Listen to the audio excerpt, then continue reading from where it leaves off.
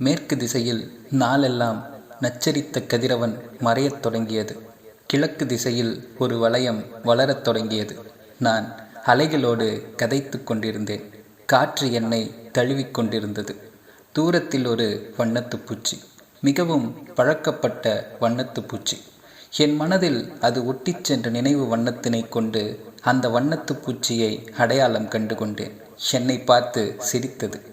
என் மீது கோபம் கொண்டு அதிகாலை பொழுதில் மறைந்த நிலவு மீண்டும் அந்தி மாலை நேரம் என்னை காண ஓடோடி வருவது போல, என் பாதத்திடம் சண்டையிட்டு பிரிந்து மீண்டும் என் பாதத்தையே தேடி வரும் அலைகளைப் போல இருந்தது அந்த நிகழ்வு. எத்தனை இன்பம் அது! இழந்தோம் என்று நினைத்த ஒன்று திடீரென மீண்டும் வாழ்வில் எட்டி பார்ப்பது. நெஞ்சில் நேரடியாய் மின்சாரம் பாய்ந்தது போல. நறுமண மலர்கள் மிதக்க, இன்னிசை பாடல்கள் இசைக்க, அந்த வண்ணத்து பூச்சியோடு வசன பரிமாற்றம் நடந்தது.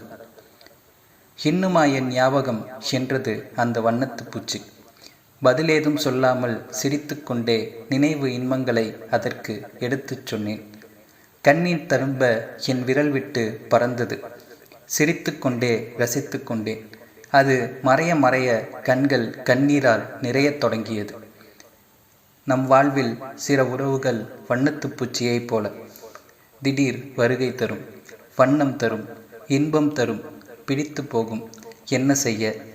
நிலை இல்லைதான், ஆனால் நினைவில் நீங்கா இடம் பிடிக்கும். அந்த வண்ணத்து பூச்சிகளின் நினைவு வண்ணங்கள்தான் எத்தனை பேரின்பம்.